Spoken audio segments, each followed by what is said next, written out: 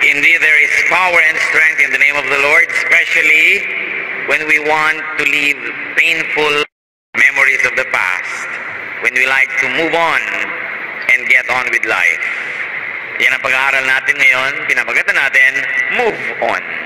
Paano nga ba nagpapatuloy ang buhay kahit maraming mga bara at maraming mga nakaraan na parang gusto tayong bihagin? Panginoon naming Diyos, nagpapasalamat kami sa pagkakataon na sa bawat araw, kung pagkakataon na ibinibigay kayo sa amin. Ang mga dating mali ay pwedeng ituwid, ang mga dating sugat ay pwedeng at ang mga balak na magaganda ay pwede pang tuparin. Nawa Panginoon ay makita namin ang halagang pakikidaloy sa pag-agos ng buhay, na huwag kaming mabara, mabalaho, makulong sa isang nakaraan, kundi lagi kaming tanggapin ang mga bagong pagpapala ng isang bagong araw, at kami matuto sa mga naranasan, lalo sa mga pagkakamali, para mga darating na bukas pa ay lalong gumanda. Turuan niyo po kami ngayon, Panginoon, sa aspeto na ito ng aming buhay. Bigyan niyo kami ng kaliwanagan, lalong-lalo ang mga kapatid na may kailangang lampasan para tumuloy ang buhay. Lord, we commit this time to you and ask you to be our speaker. Empower your people to understand your message, and we want to receive word only from you. Use your servant only as your instrument, but be our preacher, our teacher. Heal us, empower us. In the name of Jesus our Lord, your Son, we pray with thanksgiving. Amen. Move on. Yan ang pamagat ng ating pag-aaral ngayon. At nakabase ito sa isang kasaysayang paulit-ulit na ikinukwento sa mga Sunday school, tinatalakay sa pulpito at sa iba pa mga Bible studies. Ang kasaysayan ni David at ng babaeng si Bathsheba na may asawa ng iba at ipinapatay pa ni David yung asawa nitong babaeng ito para makuha niya ang babae. At pagkatapos nagkaroon sila ng anak. At dahil sa kasalanan na ito ni David, ay nagkaroon ng kaparusahan na dumating sa pamilya. Curiously, the punishment directly went to the child. The child got sick. At itong si David ay nag-ayun, nagdasal ng mataimtim, kinilala ang kanyang kasalanan at pagkakamali, at inilapit sa Panginoong Diyos na ang batang ito ay buhayin. At ito ang babasahin natin, 2 Samuel chapter 12. We will begin with verses 16 to 17. So David went without eating to show his sorrow, and he begged God to make the boy well. David would not sleep on his bed, but spent each night lying on the floor. His officials stood beside him and tried to talk him into getting up, but he would not get up or even eat with them. David committed a grave sin. He desired a woman who was somebody else's wife. Ipinahamak niya ang lalaking ito sa digmaan, bagamat ito'y sarili niyang kawal, para at nang mabalo ang babae ay kanyang iniuwi at ginawa niyang isa sa kanyang mga asawa. At ang bata ay ipinanganak. Ang batang naging bunga ng kanilang ugnayan. Subalit ang batang ito nagkaroon ng grabing sakit. So we see here, David is inconsolable. He fasts and prays. He denies himself creature comforts to show how sorry he was for his sins. He does everything to keep his son alive. Let's get on with verse 18. The child had been sick for 7 days. They said to each other, even when the boy was alive, wouldn't David listen to us? How can we tell him his son is dead? He might do something terrible. Mahirap na naman, nung buhay pa yung bata, hindi nila makausap tong ama. Ayaw kumain. Ayaw humigas sa kanyang kama. Nandun lamang, nakahandusay sa sahig. Hindi naliligo, hindi nag-aahit, hindi sumasamba. Panay lang ang ayuno at dasal. Namatay ang bata makalipas ng 7 araw at lalong lumaki ang problema. His officials had trouble trying to tell him because they were worried about him. They were worried about how he behaved when the child was still alive, how much more now that the child was dead. Saan sila kukuha ng lakas para sabihin yon? So despite all of David's prayer and fasting, the boy died. His servants could not tell him. Verse 19. David noticed his whispering and he knew the boy was dead. Did my son die? He asked his servants. Yes, he did, they answered. Nakaramdam itong David na may nangyari dahil sa kilos ng kanyang mga tauhan. Bulong-bulungan na nagsasalita ng malakas at sabi niya, namatay ba ang bata? Opo, namatay na. So David makes it easy for the servants to tell him the news. Answerable ba yes or no na lang yung question na binigay niya? Pinadali niya para sabihin sa kanya ang masaklap na balita. 2 Samuel 12:20. David got up off the floor. He took a bath, combed his hair, and dressed. He went into the Lord's tent and worshipped. Back home, David asked for something to eat. And when his servants brought him some food, he ate it. Biglang naiba ang ihip ng hangin. Nung buhay pa yung bata, nagdarasal si David, hindi kumakain, hindi naliligo, hindi tumatayo mula sa kanyang pagkakahandusay sa sahig. Pero nung nalaman niya na patay na ang bata, he shifted gears. He gets up, bathes, and dresses himself. Then he worships, and then eats. In that order. So hinanda niya yung sarili niya, naligo, naglinis, nagbihis, tapos sumamba. Isa yung kasi sa mga matatandang kaugalian ng araw na bago ka sumamba, nag-aayos ka, naliligo ka, magbibihis ka. They believe in the ceremonial cleansing through bathing or the washing of some body parts. And then after he worshipped, he ate. Verse 21. His official said, "What are you doing? You went without eating and cried for your son while he was still alive. But now that he is dead, you're up and eating." Parang kabaliktaran nga naman ang ginawa nitong si David sa karaniwang ginagawa tao. Kung kailan pa namatay na, yung ipinananalangin niya, tsaka siya naligo, nag-ayos, nagsuklay, sumamba at kumain.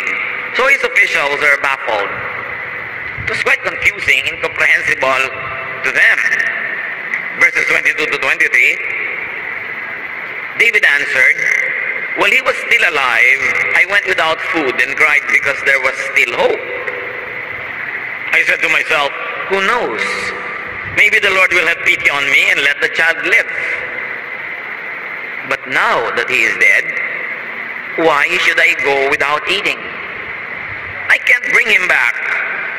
Someday I will join him in death, but he can't return to me." So yun ang katwiran nitong si David. Sabi niya, well, nung buhay pa siya, ginawa ko talaga lahat ng magagawa ko. Hindi ako kumain, nanangis ako. Umaasa ako na baka naman dinggin ng Diyos. Baka siya mahabag sa akin at pahabain ang buhay ng bata. Pero ngayon, nasumagot na ang Diyos. Hindi ko man gusto yung sagot na yun, pero sumagot na ang Diyos, patay na ang bata. Bakit naman hindi pa ako kakain? Hindi ko naman siya maibabalik. Sa balang araw, sabi niya ganon, ako ang pupunta sa kanya, sa kamatayan, pero hindi ko na siya mapapabalik pa dito, sa daigdig ng mga buhay. So David explains himself. He does what he could when he could still do something. And then David prays for God's favorable answer. After God had answered David, David accepts the answer. He recognizes his inability to change what had happened, to undo what has already been done. So David stops asking, David stops making it hard on himself, and moves on. At yan ang focus ng ating pag-aaral ngayon. Ano ang gagawin at ano ang matututunan natin mula kay David kung may na definitely nawasak na, hindi na matutuloy? Kung may mahal sa buhay na nabawian na, pumunta na sa Panginoon at hindi mo nakasama sa lupa, bagamat gusto mo pa siyang lumawig ang buhay. Anong magagawa mo kung nasira na ang isang hindi dapat masira at hindi mo na mabubuo pang muli? The only thing left to do is to move on. And these are some of the lessons from David's prayer, fasting, and then getting up. Do what you could to keep what you love. Kung anong kailangan, do what it takes. Kailangan mong manalangin, mag-ayuno, kailangan mong may gawin mo habang meron ka pang magagawa. So that you will not be possessed by regrets, by what ifs. Mahirap yung may kaya ka namang gawin, hindi mo ginawa. May pwede ka namang remedyo, hindi mo ginawa. Tapos, katulad doon, namatay, o hindi natuloy ang isang pangarap, nawasak ang isang plano, iisip-isip ka ngayon buong buhay. Ano kaya ang nangyari kung may ginawa lang ako? Nagkabalikan kaya kami ng asawa kong napalayo kung may ginawa ako? Matutupad kaya ng anak ko ang pangarap niya kung tinulungan ko siya? Mabubuo kaya ang isang plano kung ginawa ko itong mga options kong gawin? Yung hindi gagawa ng anuman na pwede niyang gawin, buong buhay, iisip-isip. At maaaring may kahalo pang pagsisisi. So gawin kung anong pwedeng gawin. Para kung nagawa mo ang pwede mong gawin at hindi pa rin siya natuloy, hindi pa rin tumalab, hindi mo nasisisihin ang sarili mo. When you lose what you love in spite of your efforts to keep it, let go and move on. If you like to keep somebody, tapos na wala pa rin, matapos mong suyuin, matapos mong mag-sorry, matapos mong gawin ang dapat mong gawin, matapos mong sikaping bayaran ang iyong utang, to go kiss and make up, na wala pa rin, hindi mo na masisisi ang sarili mo. Mas mahirap kasi na mabuhay na meron kang daladalang bigat na hindi mo matanggap dahil meron ka naman sanang nagawa, hindi mo lang ginawa. But what is important is whether you did what you could or did not, and the chance is already passed. Lumampas na ang pagkakataon para mo ayusin ang dapat ayusin. Namatay na ang namatay. Wala dapat gawin kundi ituloy mo na ang iyong buhay. Every second focused on yesterday is stolen from today. Ang oras, meron dapat kasabay na nangyayari. Yung ngayon, yung araw na ito, ibinigay ng Panginoon para gawin natin yung dapat gawin ngayon. Pag wala kang ginawa, kundi lingunin yung nakaraan. Pag wala kang ginawa, kundi panghinayangan yung lumipas na. Pag walang ginawa ka, kundi magsentimiento tungkol sa mga tapos na, sinasayang mo yung ngayon, inuubos mo sa kahapon na lampas na, yung tuloy dapat magawa mo at mangyari ngayon, hindi nangyayari. So whatever time you use in thinking about the past, in lingering in the past, is time that you steal from your present and from your future. Kaya dapat ang tao marunong ng bumitaw kung dapat nang bumitaw. Isang romance na hindi nag-work, move on. Isang negosyong hindi nagtagumpay, move on. Mga nawalang opportunities, wala kang iisipin kundi panghinayangan, sisihin ang sarili o iba, you will not accomplish anything fruitful. Philippians 3:13 says, I forget what is behind and struggle for what is ahead. Yang tapos na, nililimot ko na. Ang akin na lamang inaasikaso, yung darating pa.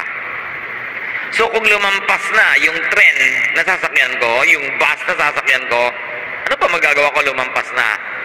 maghahanda na lang ako para pag dumating yung susunod, makasakay ako. Pero kung wala kang ginawa, kung lingunin ng lingunin yung natapos na, yung wala na, dumating na yung pagkakataon mo uli, lalampas kasi hindi mo napansin. What goes away? People, opportunities, time, health, and youth. That cannot be taken back. You only have to make a firm resolve to make the most of today and tomorrow.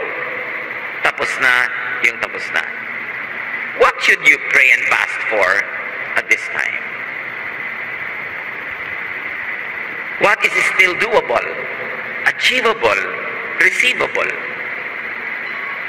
Do what you can. Huwag magkakataon. Gawin ang pwede pa. Baka mamaya, medyo nagkakalayo kayo ngayon ng mahal mo sa buhay, pero hindi pa naman kayo totally magkalayo, may magagawa ka pa kung gusto mong iligtas yung relasyon na yan. Sino man yun, asawa mo, anak mo, magulang mo, may pwede ka pang gawin. Meron kang gustong hinga ng tawad o patawarin, habang buhay pa, puntahan mo na, pinupuntahan. Magawa mo na dahil baka mamaya isang araw, mabalitaan mo lang namatay, wala ka na magagawa. Kailangan gawin ang pwedeng gawin. That is the gift of time. For us to be able to correct past errors, to strengthen ourselves so as not to commit the same errors in the future, or to minimize the possibility of committing them again. Therefore, influence what you can. Ang mga bata, habang maliliit pa yan, nagsisiksik pa sa magulang, gusto laging kasama ng magulang, do what you can now to give them positive influence, to teach them core values, to teach them godliness, to love them and get loved by them. Because there comes a time when they don't even want to be seen with you in the mall. Dumarating yung panahon na yung mga bata, ayaw kasama yung mga magulang, nakakantsawa ng kapwa bata. O natural ba yun na gusto nilang magkaroon ng pakpak at lumipad? Pag nagsimula ng lumipad yung mga yan, mag-aral, mag-dorm sa malayo, tapos mag-employ, they'll build up a business, they'll be far from you. Halos makikita-kita na lang kayo pagka may mga malahalagang okasyon, o sadly, pagka may lamay, o may nakaratay na sa ospital. Kasi isip-isipin mo, nung araw gusto laging sumama na anak ko, hindi ko naman sinama. Nung araw gusto ng anak ko, laging umuwi ako para maglaro kami. Hindi naman ako umuwi ng maaga. At ngayon na gusto mong makasama siya, siya naman tong hindi pwede. So do what you can when you have time. Lagi ko nga sinasabi sa mga batang mga magulang na laging yung anak ay nakaukyabit, nakakapit, nakakalong, nakayakap. Samantalahin mo, hindi yan nagtatagal. Dumarating ang panahon, mahal ka pa rin yan, pero naiiba yung expression mo, naiiba ang priority. May gagawin kang mabuti sa isang tao, gawin mo habang bata, habang impressionable. Kaya nga yung iba, gusto ko pa sana mag-graduate school, gusto ko mag-PhD, gawin mo na habang bata ka, para matagal kang mag-enjoy ng title mong doctor. Kasi naghihingalo ka na nung matapos mo yung PhD mo, 3 araw mo lang nagamit, tapos naikabit na lang, sa lapid mo na. Panahon kasi ang lahat ng bagay. May panahon ng pagtatanim, mahilig ka palang kumain ng mga prutas, mayroon ka namang tataniman nakaprasong lote, taniman mo na habang maaga. Pag nagtanim ka ng 80 anyos ka na, baka next generation na yung kakain ng buwan nun. Gawin ang pwede pa. Isipin niyo mga kapatid, ano ba talagang gusto niyong gawin sa buhay? Pwede pa ba? Gawin na. Yung mga makakapitalampakan, laging gusto magbiyahe. Meron naman kayo halawang panggastos at panahon. Gawin nyo na ngayon dahil pagka naka-wheelchair na kayo, nakaratay na kayo, mas mahirap gawin yon. Kaya naman yung mga tao na may mga laya para gawin yung mga gusto nilang gawin, huwag natin laging pigilan. I always say, children are not always children. Don't rob their childhood. Huwag mong expect na yung mga bata maging mature. They have all the time in the world to be old. Ang tagal-tagal mong matanda. Sandali ka lang bata. So bakit papatandain mo agad yung bata? Meron pa humihingi ng payo. Yung anak po namin, grade 1, gusto i-accelerate sa grade 4. Kasi ang galing-galing niya. So, ipapa-accelerate nyo. Eh sige po, syempre po, maging grade 4 siya. Para ipagyabang nyo. Na yung anak ko nga, grade 1, naging grade 4 eh. Eh gusto nyo ba? 12 years old pa lang siya, tapos na medisina. By 16, ang tanda na niya. Tapos hindi na babalik yung kabataan niya. Doon ngayon siya magbabata-bataan. Kaya maraming matatanda nagbabata-bataan eh. Kasi hindi nagkaroon ng chance maging bata. Pinatanda agad ng magulang sa dami ng assignments, sa dami ng trabaho, o kaya pina-accelerate. Let children be children, give them time to play. Ano ba namang achievement yung grade 1 na naging grade 4? Talaga bang dapat mangyari yun? Eh gusto nyo 12 anyos, may anak na. O hindi pa dapat, di ba? May panahon ng lahat. Even young people, I always admonish the elders, allow them to be young. Gusto nyo lagi nasa bahay. Samantalang pagka naman ikaw ay 80, 90 na inip ka sa bahay, wala ka namang magawa, hindi ka makaalis. Palit pa rin, may pakpak, basta't may guidance, may itinanim kang turo bago lumipat. Sabi nga, train up a child in the way he should go. When he is old, he will not depart from it. Do not deprive people of their opportunity to have a full life in whatever stage of life they are in.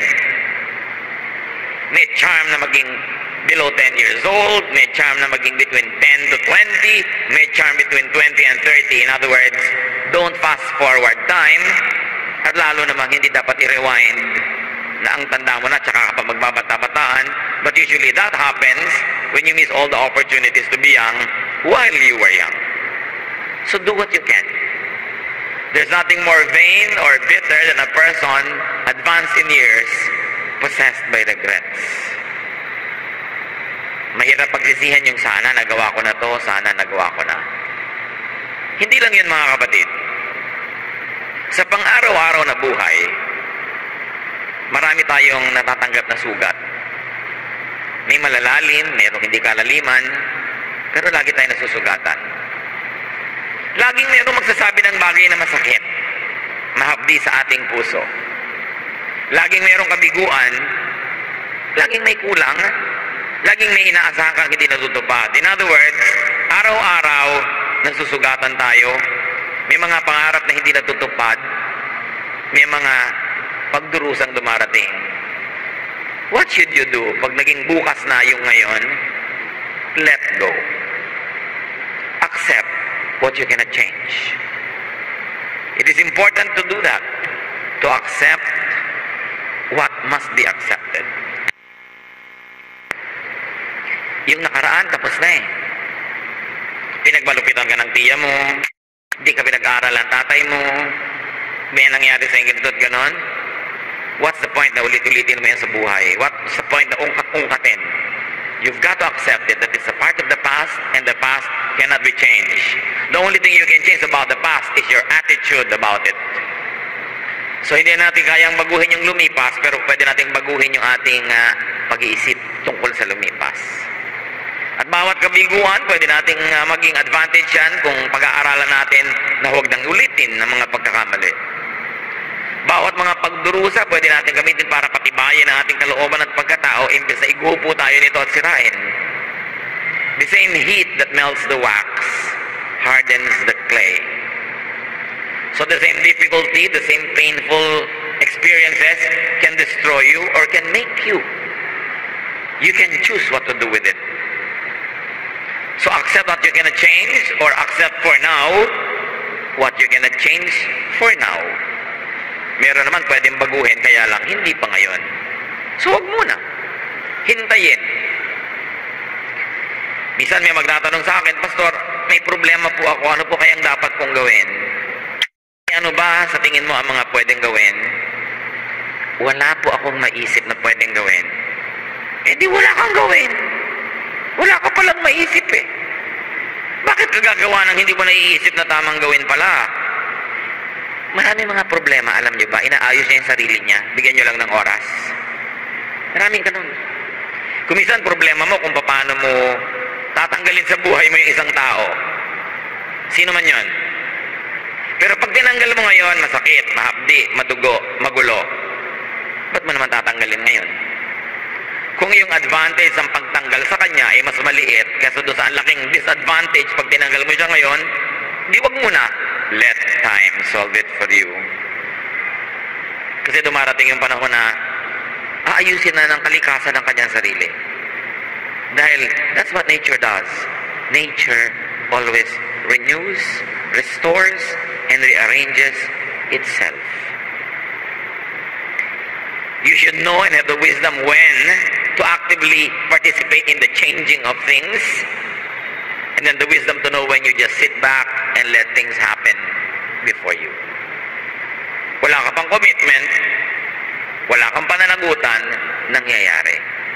So pag hindi malinaw mga kapatid ang pwedeng gawin at dapat gawin, edi wala ka muna dapat gawin. Lalo't hindi naman nakataya yung buhay mo, hindi naman matter of life and death. Do not contend with your reality. Yan ang isa sa mga pinakamahirap gawin sa tao. Pag nilalabanan mo yung katotohanan. Yung reality mo, tanggapin mo para lumuwag ang buhay mo. Change what you can change. Accept what you cannot change. Do not contend with your given. May mga given sa buhay hindi mo pwedeng palitan. Halimbawa, married ako, meron akong anak, maliliit pa, kailangan kong alagaan, tapos meron ako mga balak gawin, balak ko mag-aral, balak ko ganon-ganon. Pero ang given mo ngayon, kailangan mo munang alagaan yung mga batang yan. Huwag mo nang hatiin ang sarili mo. Alagaan mo na muna sila dahil hindi naman sila forever bata. Pag naiba na yung situation, tsaka mo gawin yung ibang bagay na pwede mong gawin. Mahirap yung nakikipaglaban ka sa sariling katotohanan. Halimbawa, may sapatos ka, nilalabanan mo yung sapatos mo, ang sapatos mo yung maluwag. Pero kung mahigpit na yon, anong gagawin mo sa buhay mo? Huwag mo laging gamitin. Pwede kang gumawa ng paraan para yung katotohanan mo dumali-dali. Katulad ng mga nasa abroad. Mag-a-abroad, wala namang pumilit sa kanila. Gusto nila mag-abroad dahil sa tingin nila, solusyon yun sa kanilang mga pangangailangan or daan yun para sa kanilang mga pangarap. Tapos pagdating doon, walang gagawin kundi magreklamo sa foreign culture. Nakakainis ang mga tao dito, nakakainis ang kultura dito. Walang gagawin kundi mainit, malungkot. So anong susunod na gagawin nun? Uuwi na yon, mag-give up or magka-depression at psychiatric ward kasi kinakalaban niya yung katotohanan niya.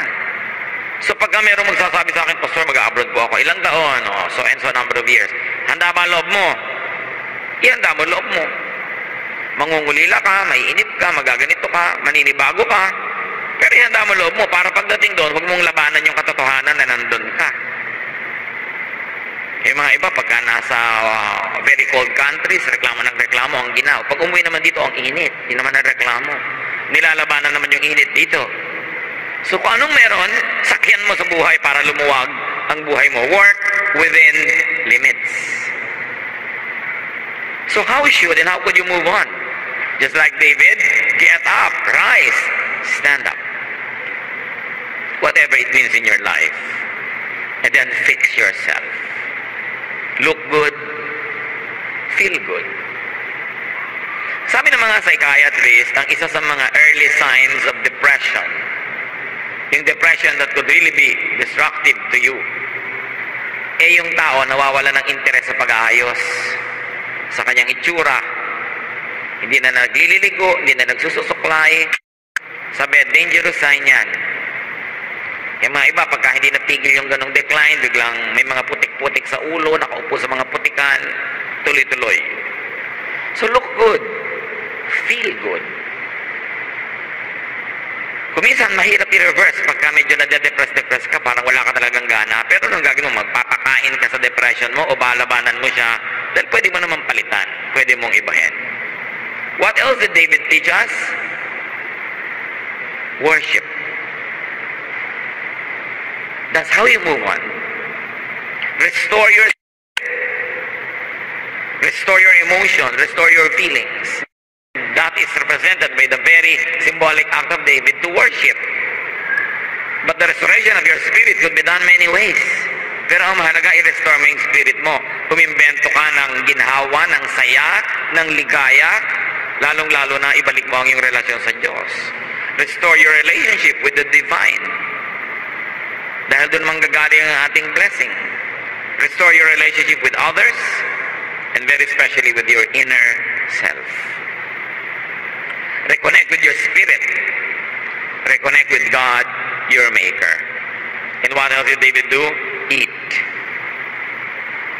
Whatever it means in your life. Nourish your physical body. Nourish your physical existence, your happiness, your pleasures, your enjoyment.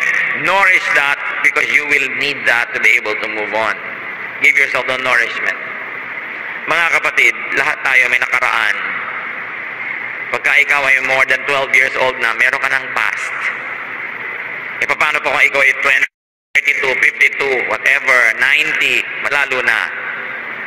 You want to move on and enjoy the rest of your life, be free from regrets. Kung ano man ang ating pinagsisisihan at ipinagsisisi, ipagsisi nyo na once. Kung kailangan hingin ng tawad sa Diyos, ihingi nyo na ng tawad once. Kailangan nyo humingi ng tawad sa tao, gawin nyo na. Then forget about it. Be free from what is already lost. Nawala ang relo mong mahalaga, nawala ang hikaw mo, nawala yung cellphone mo, nawala yung ganon. Nawala na, tama na. Hindi ito yung makakakita ka ng ibang cellphone, mo, mas maganda sana yung cellphone ko, kaya lang nawala. Eh, nawala na pala, kalimutan mo na. Bumili ka ng bago, kung wala kang pambili, limutin mo. Pero huwag mong laging isipin. Nakapag-asawa ka ng hindi mo first love. Tapos lagi mong naaalala sa love, lalo't nakita mo pa sa Facebook. May abs pa. Eh, hindi mo na yun asawa. Huwag mo na siyang isipin. Yun ang sinasabi nating, accept your given. Sabi ni Percy Bysshe Shelley, before and after, and pine for what is not. Our sincerest laughter with some pain is fraught. Our sweetest songs are those that tell of saddest thought. Totoo, matamis yung awitin mo pero malungkot. Kasi ang iniisip mo, yung wala. Yung hindi nangyari. Yung hindi natupad. May bahay ka, ang kinisilip-silip mo, yung bahay ng kaibigan mo na mas malaki, mas maganda. Anong gagawin mo? Paparusahan mo sarili mo? Ng inggit? Ng regret? Sabi ni Shakespeare, desiring this man's art or that man's cope with what I most enjoy, contented least. The moment you begin comparing yourself with others, especially when you compare unfavorably, you are digging your own grave. So humanap ka na ikakasaya mo. Be free from the past. Huwag din masyado maging sentimental. You want to preserve a few heritage architecture, do it. But you cannot preserve the entire country because you will not move on. You want to preserve some artistic expressions, music, dance, do it so that you have a reference to the past. You have a link with your past, but you've got to move on with new trends and new things because life goes on. Past is past. Done is done. Gone is gone. Kahit tao yun. Kaya, tuturuan mo ang sarili mong sumaya kahit na ang namatay, nawala, ay mahal mo sa buhay. Hindi disloyalty sa yumao na sumaya ka ngayon. Dahil buhay ka pa, may duty kang buhayin ang iyong sarili at huwag itali ang iyong sarili sa isang buhay na dahil wala ka pa doon at nandito ka pa. At yun ang ginawa ni David. Sabi niya, nung may magagawa pa ako, magagawa ko at pinanalangin ko siya, nag-ayuno ako, pero namatay na. So, hayaan na nating sumakabilang buhay siya. Darating ang panahong magkikita-kita tayong muli pag tayo'y sumakabilang buhay din, pero hindi mo na siya mapapabalik dito. Kaya dapat umimbento ka na ng ibang saya at kung maaari, ibang relasyon na magbibigay sa iyo ng mga bagong kahulugan sa buhay, hindi yung wala ka nang inabangan kundi sumakabilang buhay ka na rin para magkita kayo. Huwag patali sa tapos na. Huwag patali sa na at huwag patali sa hindi na babalik. Tao man yon, pagkakataon o bagay. Kaya huwag din talaga masyadong sentimental, huwag masyadong backward looking. May mga tao, wala pa rin alam kantahin ngayon, kundi yung mga uso ng 1960s. Para namang hindi dumaan yung 70s, 80s, 90s, 2000s, at ngayon ay lampas-lampas na 2013 na marami pang ibang bagong magagandang kanta. Hindi sasabihin ng iba, ang papangit ng kanta ngayon, mabuti pa nung araw, akala mo lang yun. Kasi nakasara na yung isip mo sa mga bago. Eh ano ba yung mga kanta ngayon? Parang mga track na mga pausog-usog, pabalik-balik ang tono. Eh mano naman? Ang mahalaga kasi, nakasakay ka sa kasalukuyan. Yung mga iba, may edad na, talagang ayaw mag-aral mag-text. Utos naman ang utos sa mga apo na ipag-text siya. Malola, pag-aralan nyo to. Naku, mahirap ng pag-aralan yan. Balak nyo pa bang mabuhay ng more than 1 week? Siyempre naman, mag-aral kayo nito. Manonood ng video, hoy, buksan nyo to. Hindi alam buksan si video. Pero pagkapasin mo na isang hektaryang palay, gagawin niya. Inadwa sa katalisan sa nakaraan. Dapat sumama tayo sa daloy ng panahon. Huwag piliting ibalik at i-preserve yung nakaraan. Preserve a little of it so that you will have memories and references. But you cannot live in a time capsule and trap yourself in something that is already gone. Huwag labanan ang paglakad ng panahon. Ano ba naman ang mga buhok ngayon? Bakit? Hindi pantay-pantay. Diba? Eh, yun na ngayon ang bagong maganda eh. Yung mukhang sa bukot. Cool. Diba? Hindi na uso yung masyadong pantay-pantay. Lalabanan yun. Kanya-kanya naman ang uso ang panahon. Kaya marami mga nanay ngayon, mukhang kapatid lang ng mga anak nila eh. Kasi sumasabay sila sa panahon. Kung isa nga, nadadaig pa nila yung anak nila eh. Hindi katulad ng araw yung mga nanay, pagka 40, nakapusod na. Hanggang burulan na yun, nakapusod na. Wala nang palitan. So nagmumukha talaga matanda dahil naiiwan ng panahon. Hindi naman masamang magmukha matanda. Pero ang point, nababawasan ka ng fun, ng joy, ng verve, ng mga vitality pag puro sentimiento iniisip mo. So be free with the flow of time, because for everything there is season and a time for every matter under heaven. There's a time to love. Love people when they are still around to receive your love. When they are no longer around and there's nothing you can do, love someone else. Give your love to somebody else so that you will keep loving and continue to be lovable. It is not disloyalty to those who have gone. It is loyalty to life. And loyalty to life is loyalty to the life giver, God, who is our Creator. Ano mga kapatid ang dapat nyo nang bitawan at lampasan? Huwag na kayong lumabas sa mga pintuan na yan, nadala nyo pa rin. Bitawan nyo na. Move on.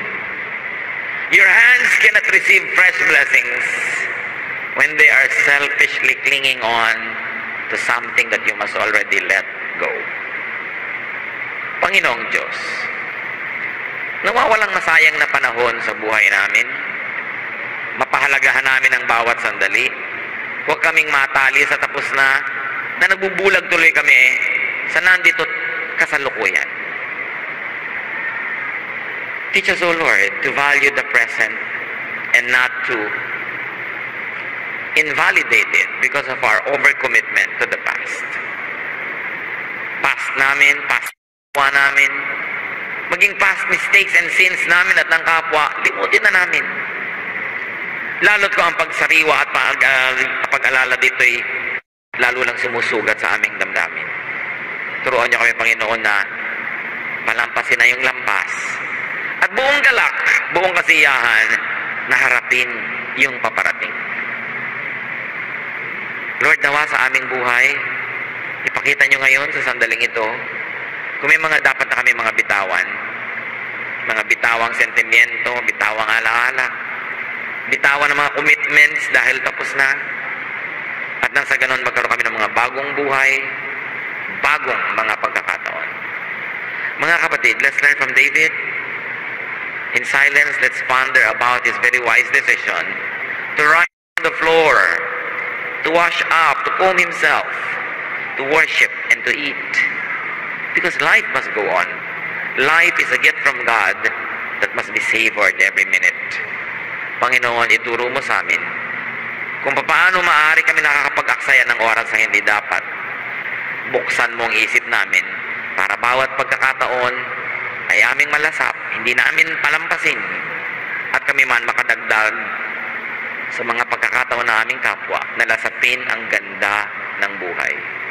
Pagbulay-bulayan natin mga kapatid kung paano i-apply sa buhay itong lesson mula kay David na ang tagal-tagal nang nangyari pero napakalakas pa ng kanyang kapangyarihan. Guide us, Lord. Teach us.